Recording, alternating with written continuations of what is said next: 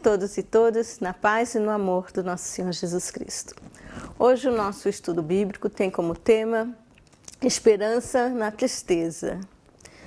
E o texto bíblico encontra-se no Salmo 42. Antes de nós iniciarmos, vamos ter um momento de oração. Oremos. Senhor, nós te agradecemos pelo teu cuidado, pela tua presença nas nossas vidas. Te agradecemos porque sabemos que o Senhor está conosco em todos os tempos. Te agradecemos porque a nossa esperança é renovada pelo sopro de vida que há em Ti. Sabemos, Senhor, que estamos a passar momentos tão difíceis, mas não estamos sós. Esteja conosco nesse tempo que estamos aqui a ler a Tua Palavra e a aprender mais de Ti.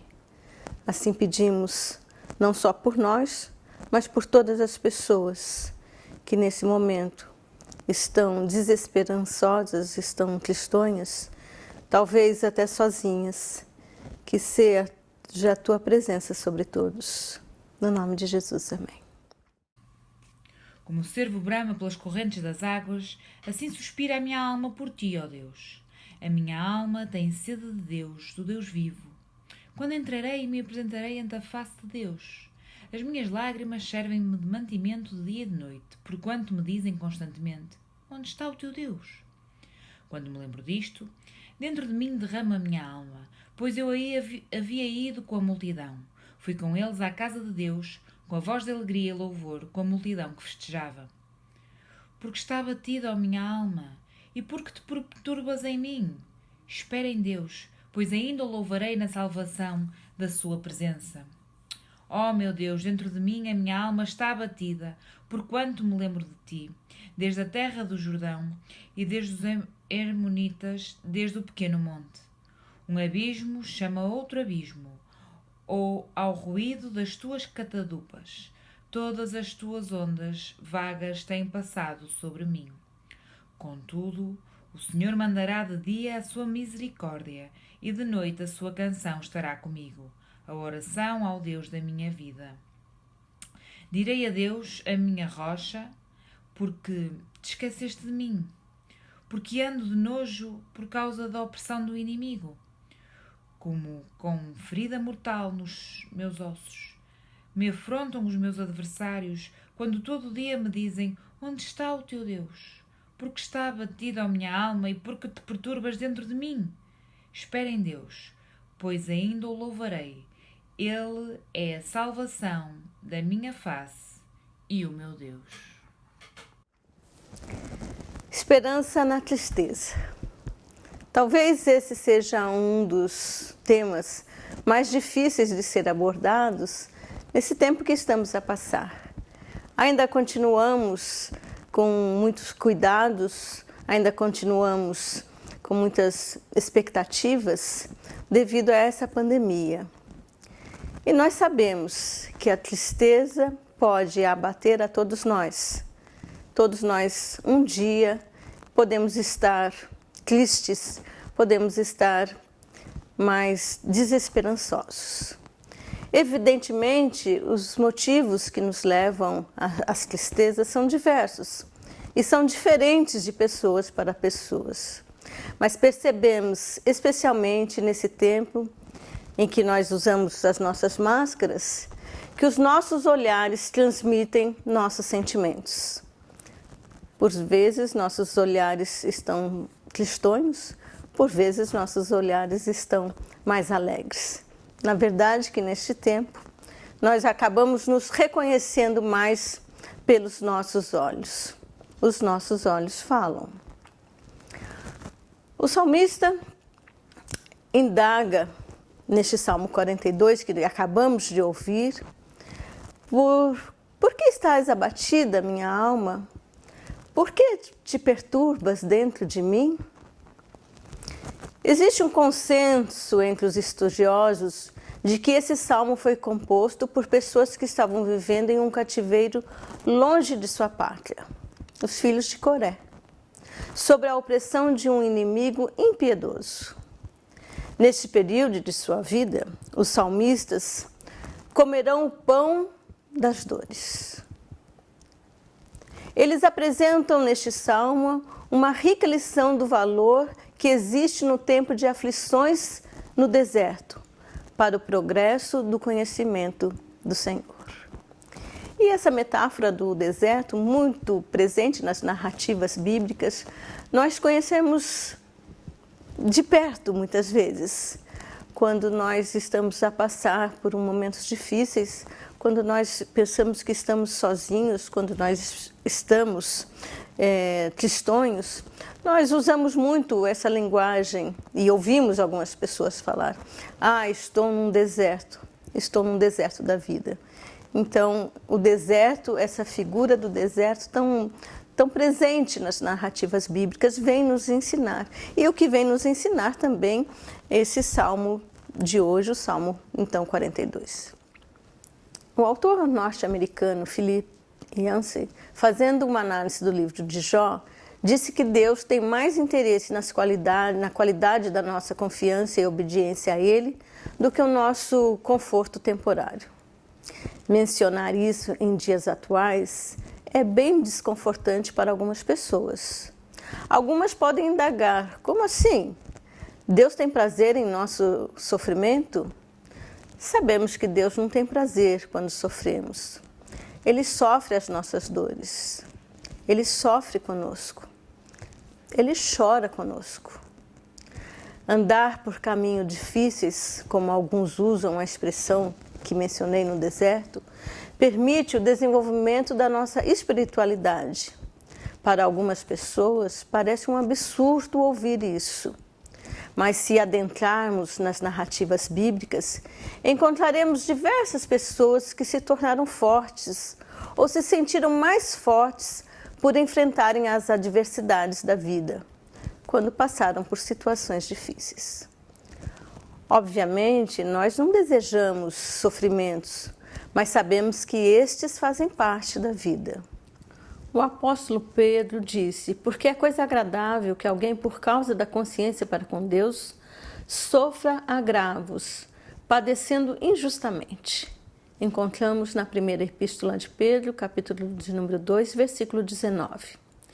E no mesmo capítulo, no versículo de número 21, encontramos: Cristo padeceu por nós, deixando-nos o exemplo para que sigamos as suas pisadas.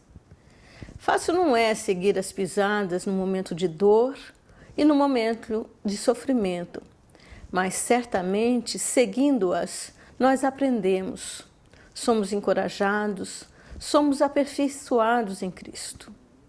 A vida no deserto pode oferecer muitas lições que servem para o nosso aprendizado, que nos enriquecem no conhecimento do Senhor e, consequentemente, o envolvimento integral com o Senhor. A tristeza é um instrumento para desenvolver a maturidade espiritual. Distante do conforto e da alegria de sua casa, os salmistas tiveram a oportunidade de desenvolver uma intensa necessidade por Deus. Eles puderam ilustrar essa carência da alma como a da corça que carece da água para saciar a sua sede. Passam a ter necessidade de ver o Deus vivo, face a face. O deserto gera neles a necessidade de intimidade com o Senhor. Se formos pensar, também sentimos essas mesmas sensações e essas mesmas necessidades quando passamos por tristezas e aflições. Sentimos a necessidade de ter mais perto Cristo de nós e nos achegarmos a eles. Assim fizeram os filhos de Coré. Ali reconhecem o valor do tempo em que participaram, provavelmente como líderes de um culto festivo ao Senhor. Eles podem dar mais valor a esse dever. Uma boa ilustração para esse momento é: nada deve substituir o tempo reservado para estar com Deus e celebrá-lo. Os crentes da igreja primitiva não oraram pedindo que Deus eliminasse os seus perseguidores ou por algo que aliviasse suas aflições, mas sim para que Deus lhes capacitasse para divulgar com mais coragem a palavra de Deus. Em Atos 4:29 nós encontramos: concede os teus servos que falem com toda a ousadia a tua palavra. Contexto este em que Pedro e João estavam perante o Sinédrio. E em Atos, nesse mesmo livro, nós encontramos: e tendo orado, moveu-se o lugar em que estavam reunidos, e todos foram cheios do Espírito Santo e anunciavam com ousadia a palavra de Deus. A tristeza nos ensina a esperar em Deus. Por 2 vezes, os salmistas se animam a colocar sua esperança no Senhor vivo. No versículo 5 nós encontramos: por que está abatida a minha alma e por que te perturbas em mim? Espere em Deus, pois ainda o louvarei na salvação da sua presença. E também no final deste capítulo, nós encontramos no versículo de número 11, igualmente: por que estás abatida, minha alma? E por que te perturbas dentro de mim? Espera em Deus, pois eu ainda o louvarei. E o salmista acrescenta: pois ainda o louvarei na salvação da sua presença. Aí eu ainda o louvarei face a face com meu Deus. Na solidão, eles se veem na necessidade de fazer algumas perguntas que podem conduzi-los ao verdadeiro conforto que vem do livramento futuro das mãos do Senhor. Por que, minha alma, você está angustiada? Põe a sua esperança em Deus. Os salmistas reforçam a confiança em Deus por meio do exercício da fé. Tem esperança em Deus. A vida de oração dava condições para provar as misericórdias do Senhor durante as horas do dia, e a consciência da presença de Deus era motivo para canções durante as horas da noite. Nesse sentido, há um hino do nosso hinário evangélico que nos lembra: finda-se este dia que o meu Pai me deu, sombras vespertinas cobrem já o céu. Ó Jesus querido, se comigo estás, eu não temo a noite, vou dormir em paz. A tristeza do presente não é o fim. Parece que o lugar da aflição ficava nos outeiros de Mizar e nos outeiros também do Monte Hermon. Ali havia um terrível inimigo que desprezava a grandeza do Deus vivo e questionava se existia sentido em confiar nele. Os filhos de Coré identificam o momento presente como alguém que é levado pela força de uma poderosa cachoeira. Versículo de número 7. E a Bíblia, na tradução da linguagem de hoje, nós encontramos essa versão: assim como o mar agitado ruge, e assim como as águas da cachoeira descem dos montes Hermon e Mizar e correm com violência para o rio Jordão, assim são as ondas de tristeza que o Senhor Deus mandou sobre mim. A relação íntima com Deus vivo abre o diálogo para questioná-lo sobre o sofrimento. Ele é tão intenso que lhes dá a impressão que os ossos foram esmigalhados. Dos versículos 9 a 10. Direi a Deus, a minha rocha, por que esquecestes de mim? Porque ando de nojo por causa da opressão do inimigo? Como uma ferida mortal nos meus ossos me afrontam os meus adversários quando todo dia me dizem: onde está o teu Deus? Dentro deste contexto, o coração de cada um se renova na esperança, como já vimos no versículo de número 11. Podem compreender que este momentâneo silêncio de Deus vai terminar. Há uma esperança que vai além dos sofrimentos físicos.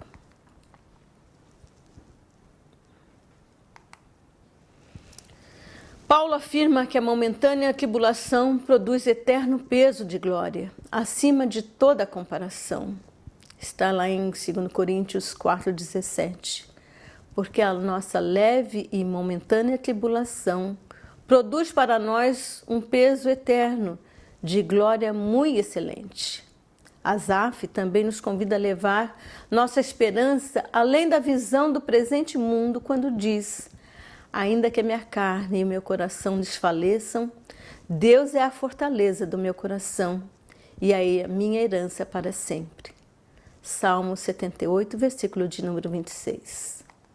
É possível que muitos crentes, como por exemplo os irmãos da igreja perseguida, que estão espalhados pelo mundo, utilizem essa palavra de Asaf para fortalecer sua esperança.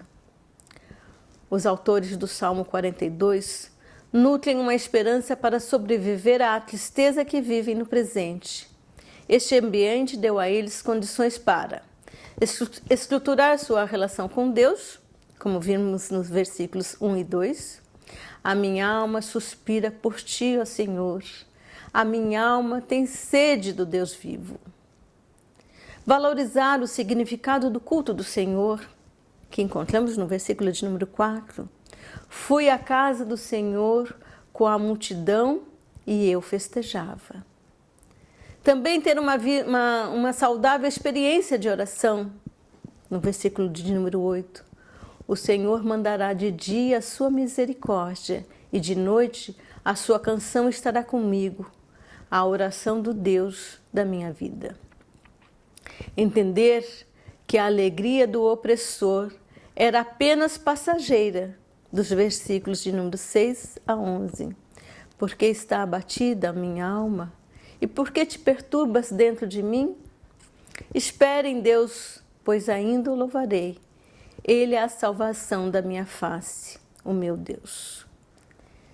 Nesse tempo que estamos a passar, com tantas dificuldades, com tantas questões adversas que nem esperávamos, temos essa certeza que Deus conosco está e a nossa esperança é renovada a cada dia, porque Deus tem cuidado de nós.